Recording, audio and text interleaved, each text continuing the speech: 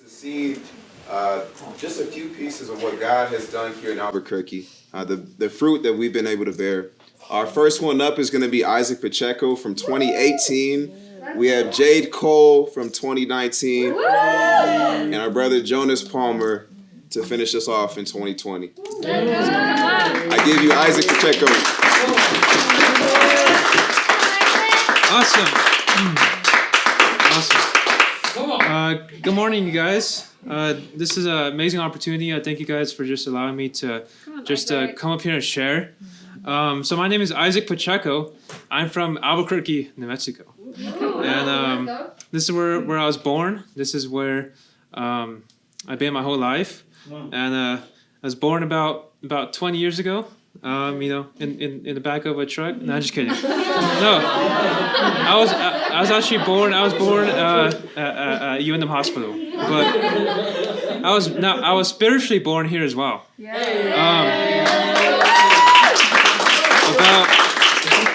About 3 years ago on Super Bowl Sunday, February 4th, 2018.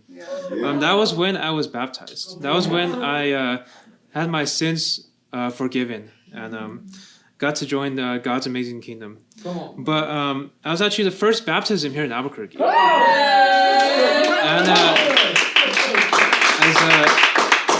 as Markus was saying, Operation Eagle started in Albuquerque, so that was the first baptism of Operation Eagle. And it's been a journey, but I just want to share about how I was met. I was met about 3 years ago.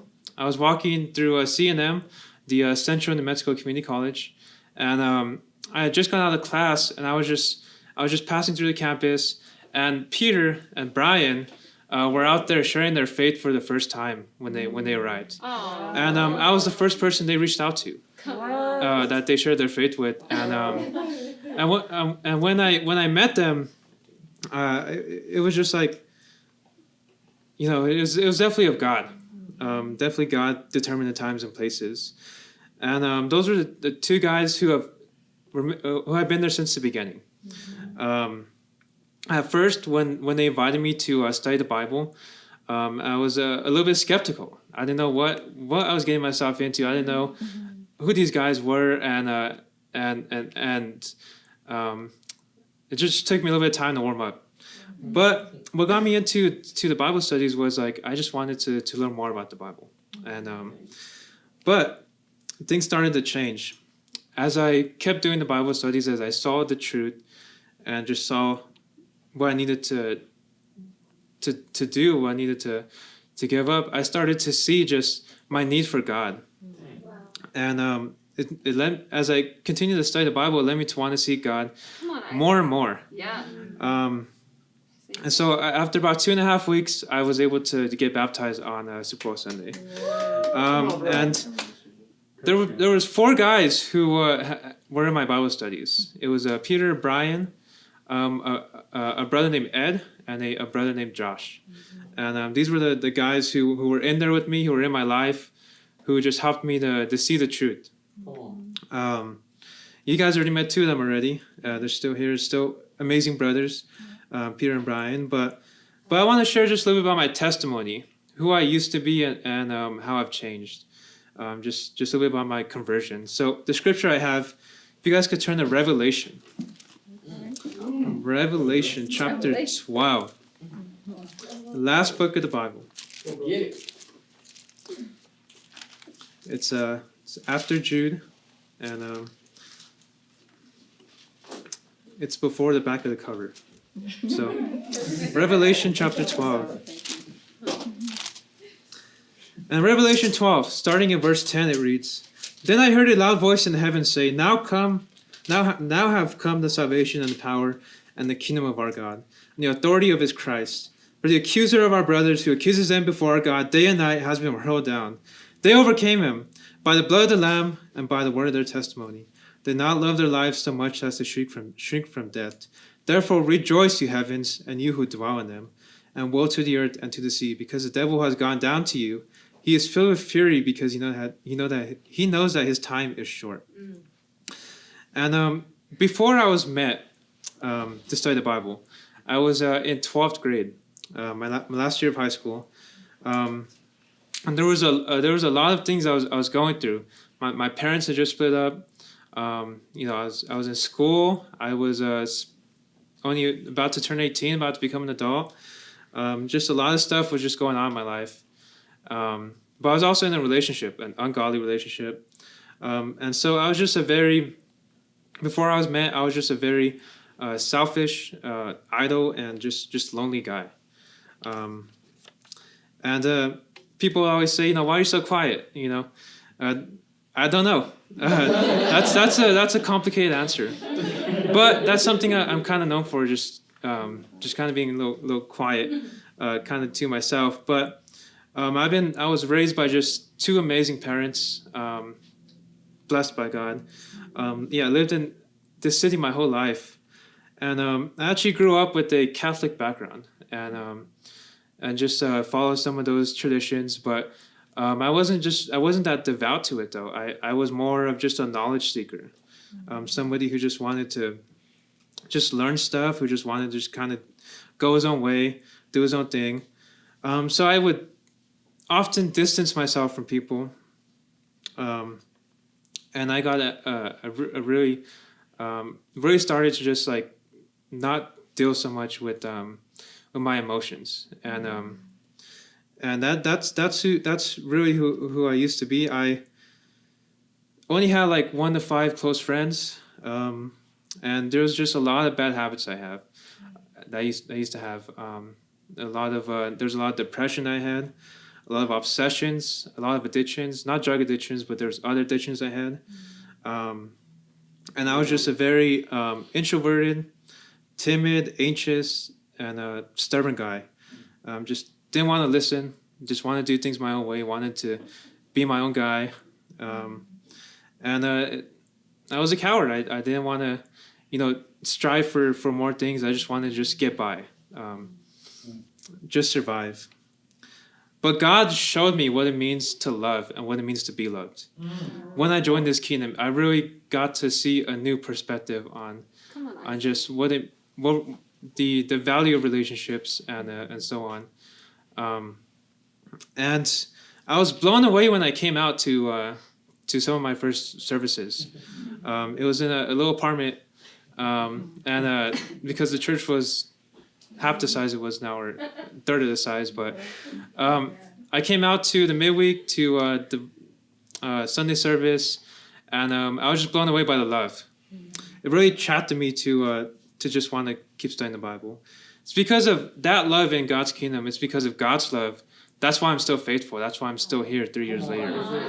It's just because of the love, because of just the mercy and just the church.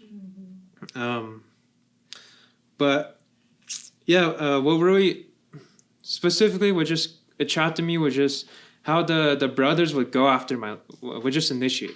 They would go after me. They would talk to me. They would initiate, and me, I'm not one to initiate. I'm not one to want to talk to people. Again, I just want to be myself. I just want to be in the corner, But they helped me to just open up. And these last 3 years, it hasn't been easy. It hasn't been perfect. Sometimes I've been hanging on by a string. Sometimes it's been a rope. And I'm still there's still struggles. I'm not a perfect man, by not even close. But my life has definitely transformed. And if I had never gotten baptized, I know right now I would be in just rock bottom. So God's definitely changed my life. But that's just a little bit about me. And just how God has worked in my life and still working. So I just want to thank you guys for allowing me to share.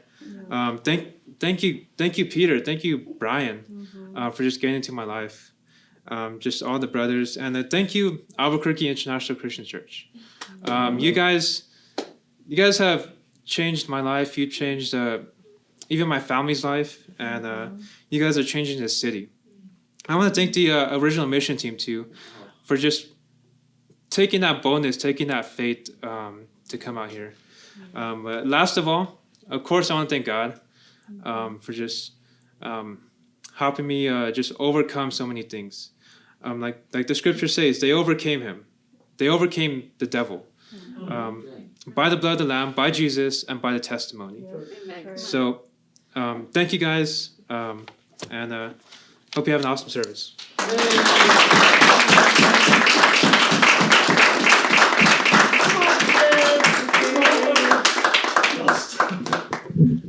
Come on, Jay.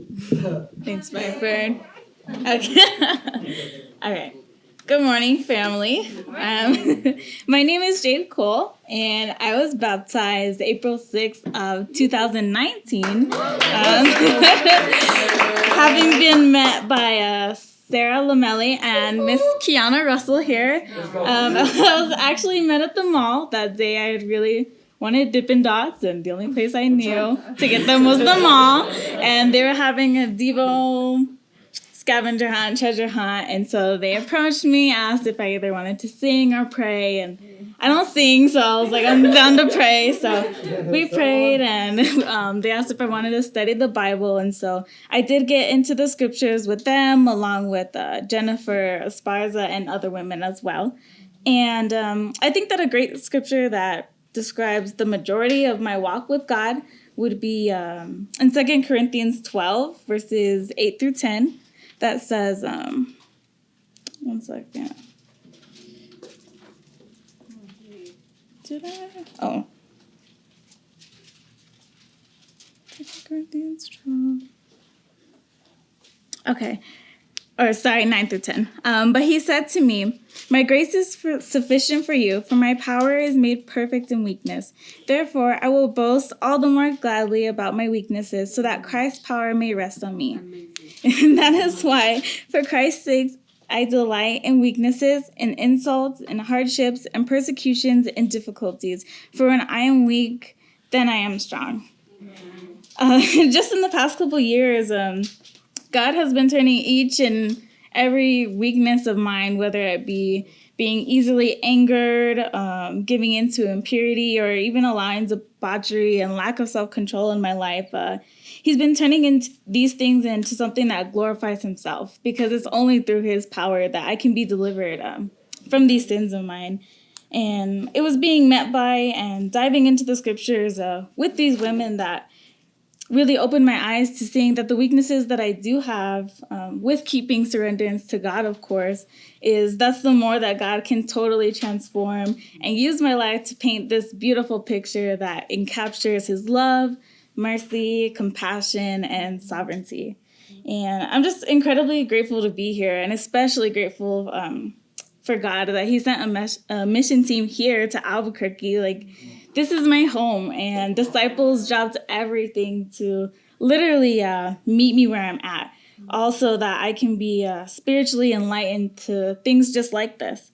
And the scripture just brings me so much comfort in the fact that even in the low points of my life, I know God is working, and I can put my hope in his grace.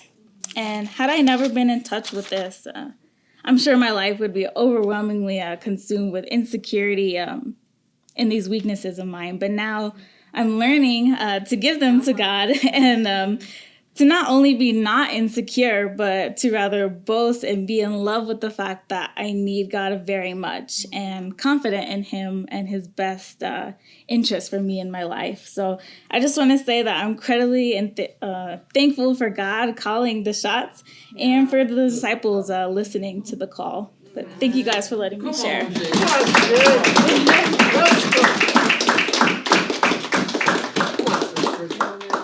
Well, amen.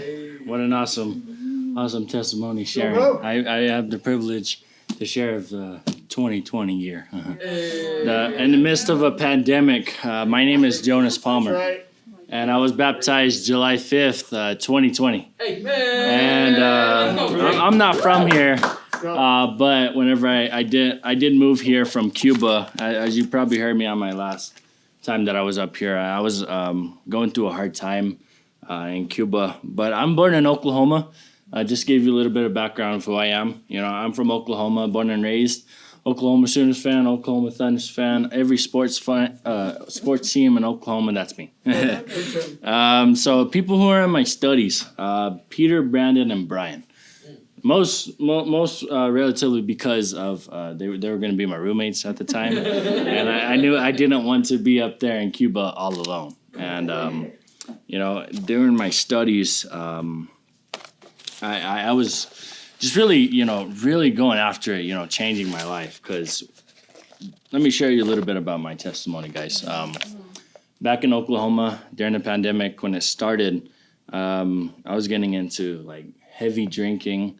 I was severely depressed. I was not a happy person, and I knew that I had to change, certain aspects of my life. I had some addictions that I was dealing with, partying, drinking, a lot of impurities, and before I know it, if I would have stayed in Oklahoma, and I think it was honestly by God that I got that truck, but I still.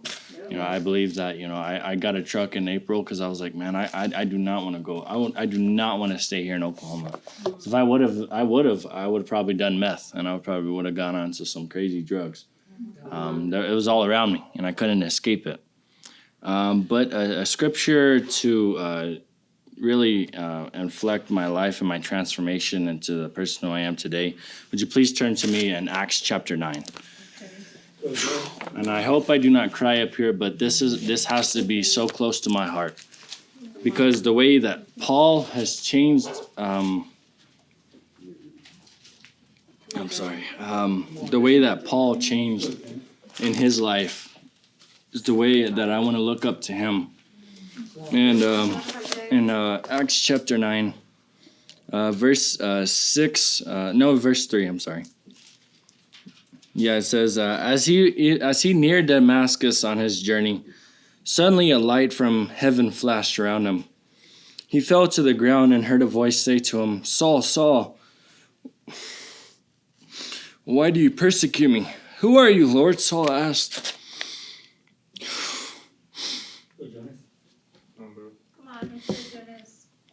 I am Jesus, whom you are persecuting. He replied, Now get up and go into the city, and you will be told what you must do. And as you jump down to verse 15, as you jump down, Ananias was like, well, Lord, like, he honestly persecuted your name. He did all these bad things. He honestly wanted to curse you and die, but the Lord said to Ananias, go. This man is my chosen instrument to carry my name before the Gentiles and their kings and people, and before the people of Israel. I will show him how much he must suffer for my name. And guys, Jesus transformed my life by that scripture. And my heart is so dear to Paul and the way that Jesus transformed him, because it transformed me just like that. I was honestly cursing God's people. I was not a very fun guy to be around. I honestly was very angry. I was very unloving, and God has called me. And it just like Jesus said to Paul, I'm going to choose this man. He's going to choose me, and allow me to suffer for Jesus' name, guys. And he can honestly change you, just like he did Paul. And it's a radical transformation. What did he do after Paul gets transformed? He got up and went.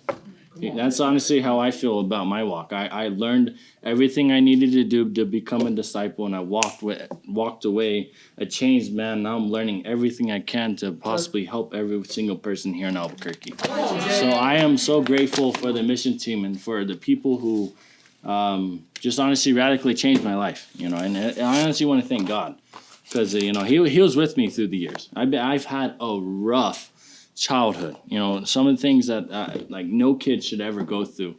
I believe the Lord allowed me to endure it so I can honestly, be stronger in the end. And guys, I want to thank you so much for just allowing me to share. Thank you.